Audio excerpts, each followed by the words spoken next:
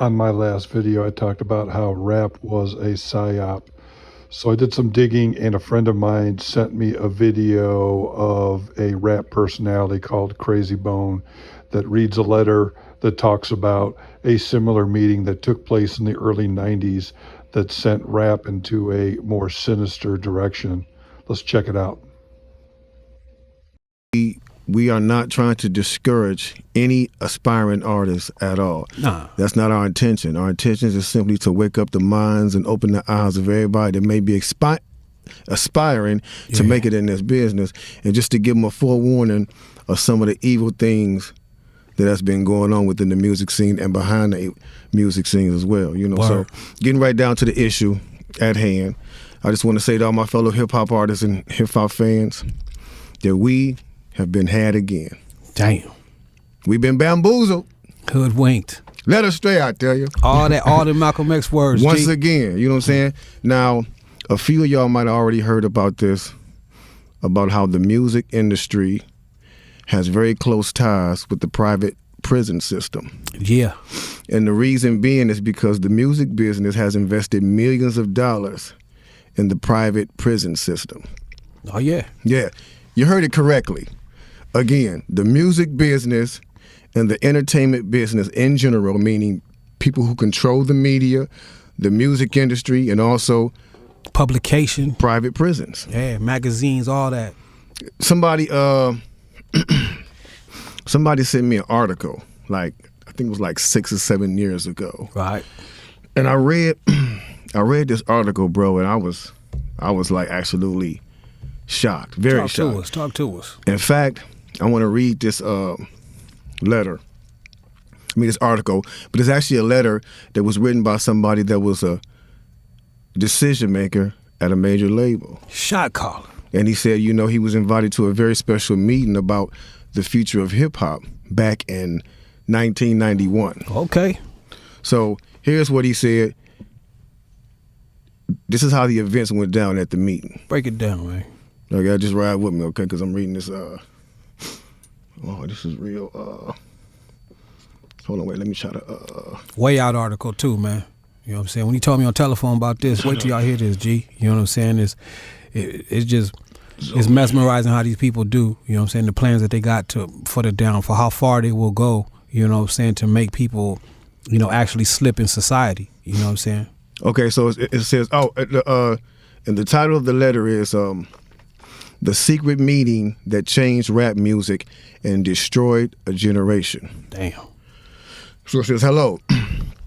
After more than 20 years, I finally decided to tell the world what I witnessed in 1991, which I believe was one of the biggest turning points in popular music and ultimately American society.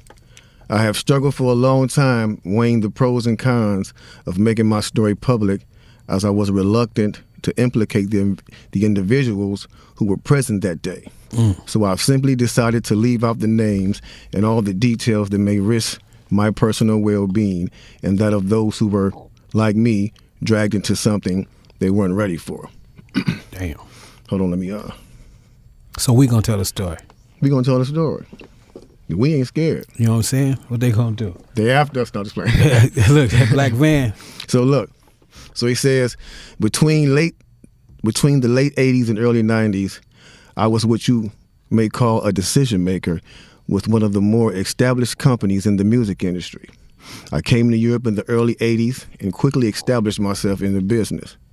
The industry was different back then, since technology and media weren't accessible to people like that, like they are today. The industry had more control over the public and had the means to influence them any way it wanted. Right.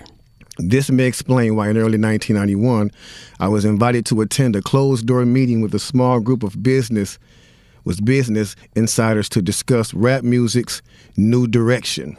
Rap music's new direction. Yeah. Little did I know we would be asked to participate in one of the most unethical and destructive business practices ever seen. Crazy. So this was the meeting. The meeting was held at a private residence on the outskirts of Los Angeles. I remember about 25 to 30 people were being there. Right. Most of them familiar faces.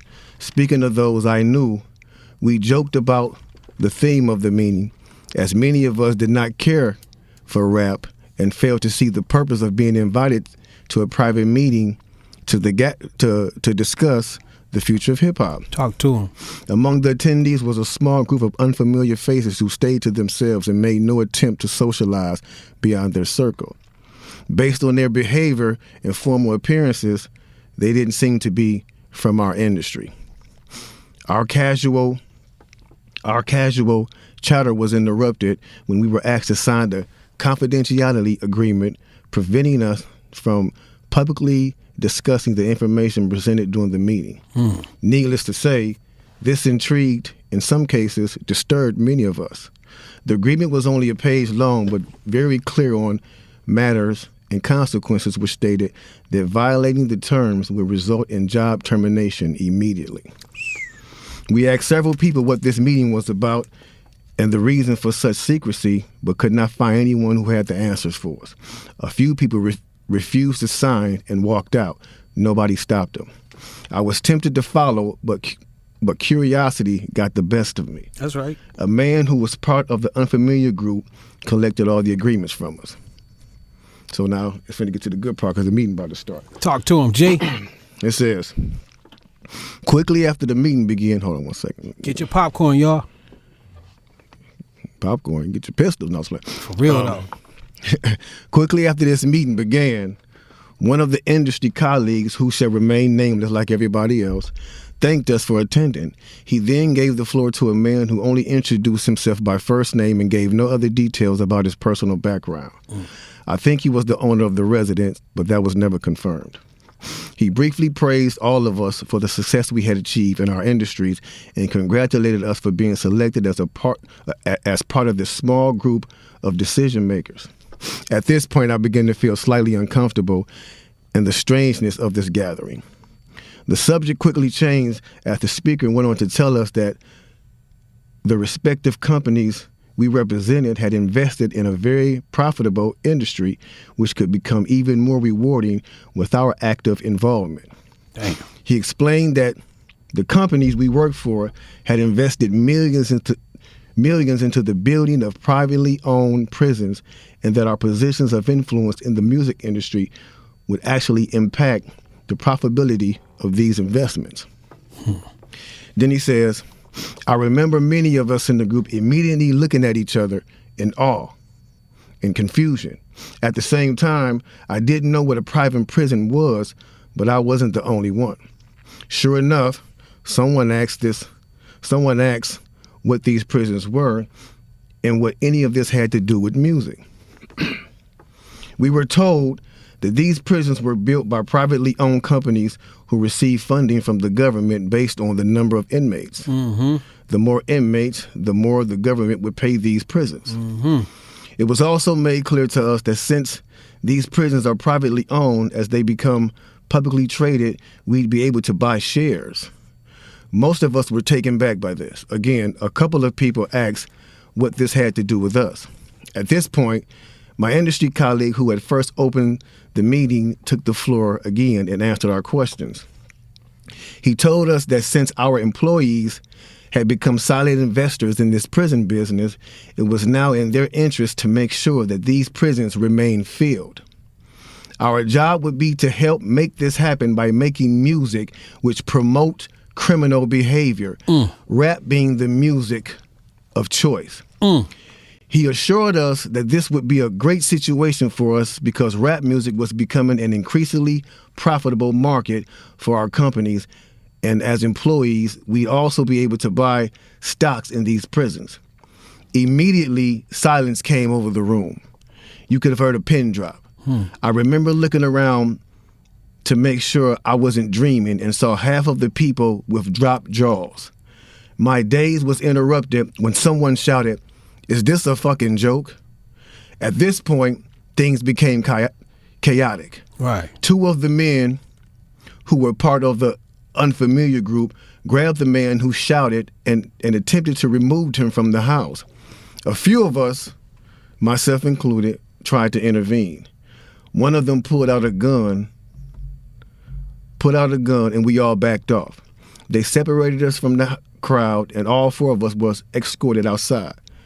My industry colleague, who opened up the meeting earlier, hurried out to meet us and reminded us that we had signed an agreement and would suffer the consequences of speaking out about this publicly, or even those who attended the meeting.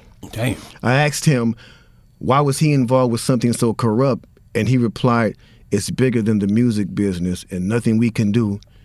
And, no, it's bigger than the music business and nothing we want to challenge without risking consequences. We all protested as we walked back into the house. I remember word for word the last thing he said. It's out of my hands now. Just remember you signed an agreement. He then closed the door behind him. The men rushed us to our car and actually waited until we drove off the property. Damn. So this meeting, bro. Now that's a lot for a meeting right there. Oh yeah, definitely. You know, and this person later on, he said, you know, this person actually ended up leaving the music industry after this happened. A few years after this, he ended up leaving the music industry. Okay. And he said he just, like, you know, over the years he just felt guilty, because he said as he sat back and he watched these plans come to a reality Over 2 decades. he sat back and was like, wow, they really pulled it off. Yeah. They really pulled this off. He was like, they were told not to sign any more political rappers, any more rappers that had messages in their music. No positivity. It was all to be gangster rap music that they promoted and put out. So if you wonder where And this Brand was Nubians before went, us. if you wonder where Brand Nubians went, where Pro Righteous Teachers went, where Public Enemy went, where KRS-One went, and all sorts of groups like that was talking, Yeah. even Queen Latifah and Moni Love and those, you know Everybody. what I'm saying? It's a back door. Yeah, anything that was harmless, fun rap, you know, anything that had a message in it had to go. Yeah, that's You why know what if I'm you saying? even notice though, not And even, we talk about that all the time. even be brief with it, you know what I'm saying? Those charms that came out like maybe 1988, 89, the African charms, those they lasted for about 2 years and they disappeared real quick. You know what I'm saying? Yeah, definitely, Quickly. definitely. Now, after reading all this, you know, it actually made me feel a few different ways. The first emotion I felt was shocked, because I was definitely taken back by this, just knowing the level of evil that's involved by even thinking of a plan like this. You know what I'm Right. saying? The second emotion I felt was anger. Anger because it's not enough for them to exploit our culture and make all the money off of it. Mm-hmm. Because let's keep it real, the industry has never been favorable towards the artist. Never. But they're going to go beyond the artist to get the artist to influence and lure in the consumer, which they knew at the time were mainly minorities. Yep. In other words, keep promoting gangster rap so that the youngsters will be influenced by Again, here we go again. Another meeting in LA with high-level people, bringing in a group of people for an art form that's just starting to happen, and they see the potential to pervert it and twist it and destroy people, and so they call all these people in to hijack the message of rap and move it in their own direction. The whole time I'm watching this, it reminds me of Dougie Corrado's video. A lot of similarities. Go check out my very first video, I Wish I Never Went to This Party, with Dougie Corrado. I've got a very extensive talk after that video about everything that happened with him. The similarities with this video and his video are there. It was so shocking, so sinister, so scary. These guys knew that they were dealing with such dangerous people that they waited years and years and years to finally tell what they saw, because Dougie Corrado had been threatened with his life.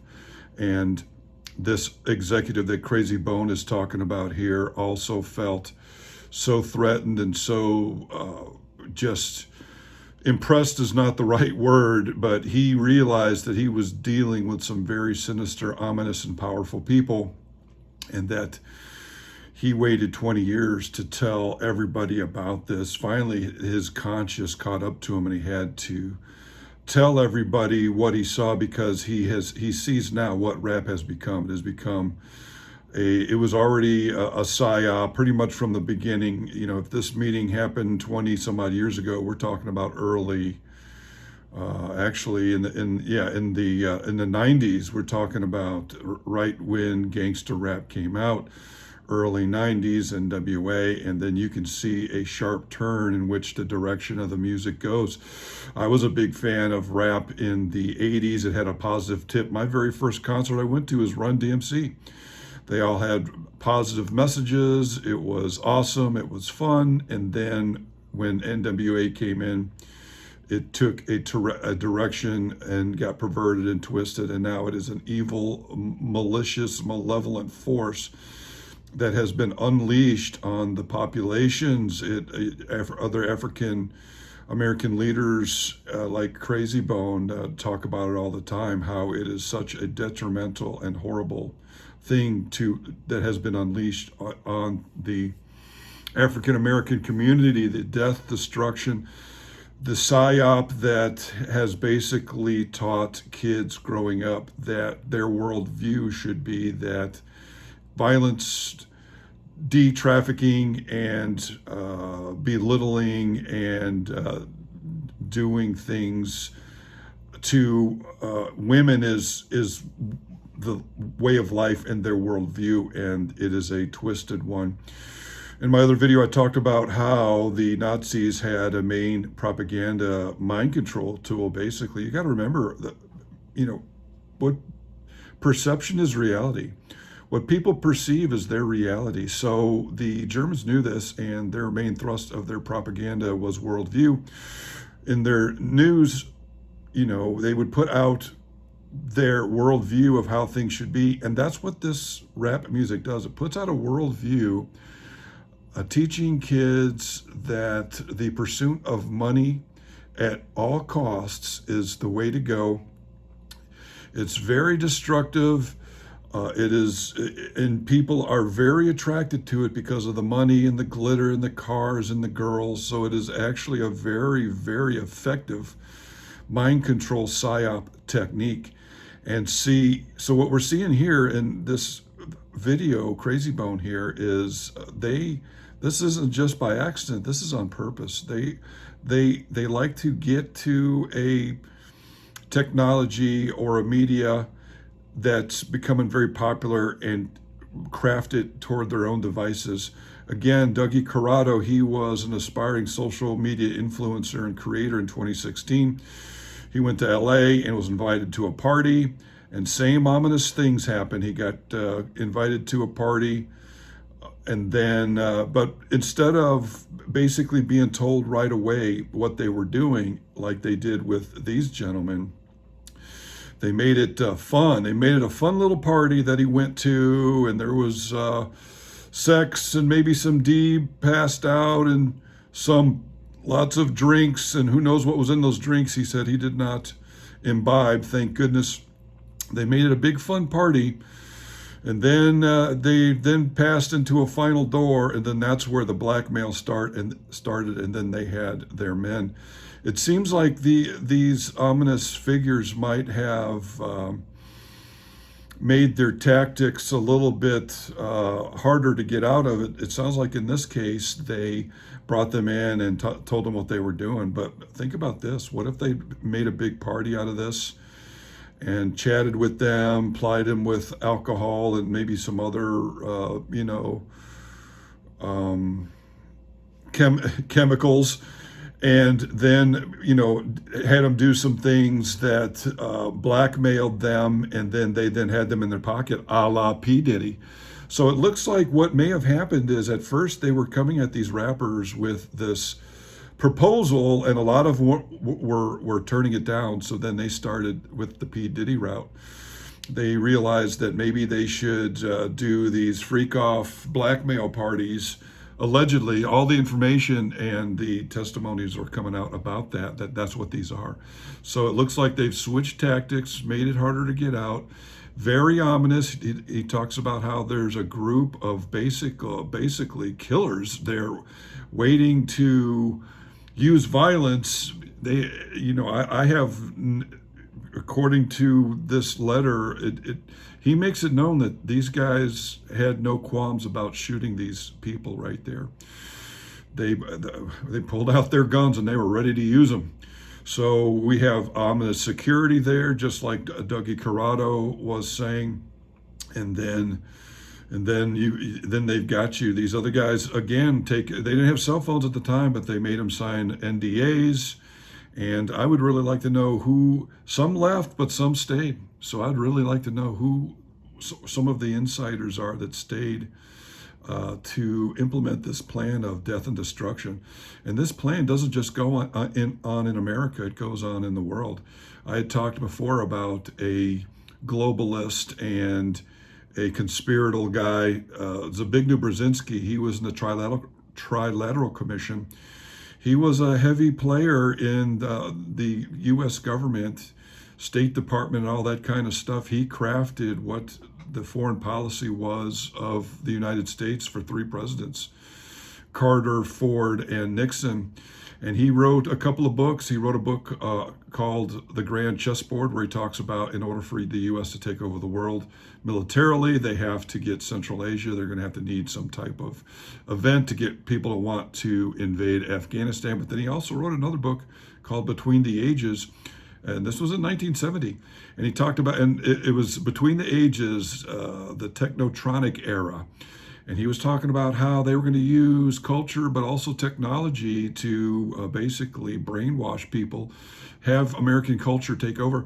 So this rap thing has been very effective for them.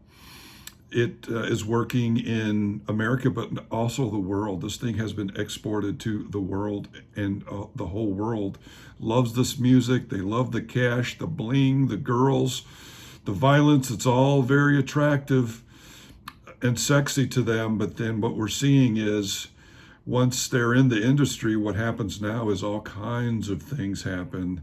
They, are influencing millions of people to do bad things, but then also what's happening is they are dropping like flies. They're getting capped on a very high basis. Cat Williams has talked about this, how once these rappers put a couple of albums, it's easier just to deal with the insurance and the mama once a year. That's what Cat Williams is saying, and he's been in the business a long time. That's what other stars are saying when we look at all the weird and suspicious deaths of a lot of these actors and stars and rap stars. You start to believe it. The violence factor is big in this deal, and Cat Williams was saying that this is a deal where they make money on the rappers, and then now they don't have to give the royalties to the rappers anymore because now they are deceased. They make money on the insurance payout with the actor, and then they just move on to the next one. And there's also money laundering going on. There was some guys that made rap videos that talked about how they were their budget for these rap videos were in the hundreds of thousands, and they didn't use very much of that at all to make these videos. There's a lot of money laundering that's going on. And then it looks like with P. Diddy, there's drugs being passed around. Supposedly he has his own brand of synthetic drug being passed around called pink cocaine. And so now we see that P. Diddy is dealing with street gangs, which in turn distribute narcotics, guns, violence. He's got an army of people to do things for him. We also see that he's got C connections, and he's been media connection. He's been doing whatever he wants to do for a very long time. So Dougie Corrado put a video similar to this talking about the social media influencers, and now we have the rap. But this isn't the only time that they have started a movement in which they could then sell narcotics and change America. They had done this before. I had read a book called Weird Scenes Inside the Canyon, Laurel Canyon, Covert Ops, and the Dark Heart of the Hippie Dream. He talks about how the hippies were also a movement that they started and hijacked and moved into a certain direction. Very interesting book. It reminds me of rap. You know, hippieism and rap, same thing. It's changed America. When the hippie scene came out, America was all clean cut, and once this new form of destructive music came out, it was very attractive. There was a lot of sex to be had in this hippie movement in a very in a society that was very locked up as far as sexual mores. So this was very attractive to kids. So when this hippie music came out, and it all came from the Laurel Canyon area, when this music came out, people flocked to the West Coast to come be a part of this thing, and that's where the drugs and death and destruction happened. And then what we're finding out is that the CIA was involved with cooking the acid that these hippies were ingesting. And basically what the hippie movement did was it softened up America. It changed culture. In order to sell narcotics on the level that's being sold right now, you have to have a major change in attitudes with people. And that's what happened. Before, nobody was doing drugs, everybody straight-laced. But then when the hippie counterculture movement came out, everybody now wants to sex, drugs, rock and roll. But so now these organizations have a way to sell their narcotics. With the hippie movement, with the rap music, they've got a way to sell their narcotics and make money on the incarceration, and make money on the deletions that happen through insurance, and make money on the money laundering. It's all very, very sinister. By the way, when Dougie Corrado was talking about his experience in a mansion, he said it was in Laurel Canyon. Go check out my first two videos that I did. I wish I never went to this party. He shows the letter that he got sent. It even has a little Illuminati amulet in the letter. He talks about how he went up to Laurel Canyon, and just like this guy in this letter said, that once he got there, he had a very uneasy feeling. So there was something, even before they got there, they knew that something sinister, that these places just have a sinister vibe to them. He says he gets there, and I won't tell you the rest of the story, go check out my video, but he basically then tells the world about how these people got blackmailed, and that their other social media creators were in there. So we're seeing that Laurel Canyon has been part of this for a very long time, and this book, Weird Scenes Inside the Canyon, talks about that. It talks about how all of the hippie people coming up were born to intelligence operatives. Frank Zappa, his father was a chemist for the Army. They were cooking up LSD there, and they were part of MK Ultra mind control things there. He talks about his wife. He talks about all of the people all of the groups that were there. Frank Zappa, the Byrds, Jim Morrison and the Doors, Crosby, Stills and Nash, the Eagles, America, Love. All of these bands all showed up at Laurel Canyon at the same time. There was absolutely no music scene going on there. There were no bars there. These guys all showed up just before there was a music scene, and they didn't have any music. They didn't have any instruments, and a lot of them couldn't even play music. He talks about also how in the Laurel Canyon area there is an Air Force base that, and this isn't just me talking about this. Joe Rogan had an episode where he talked about this as well. In the Laurel Canyon area, there is an Air Force base there in Laurel Canyon that has 100,000 square feet of movie studios.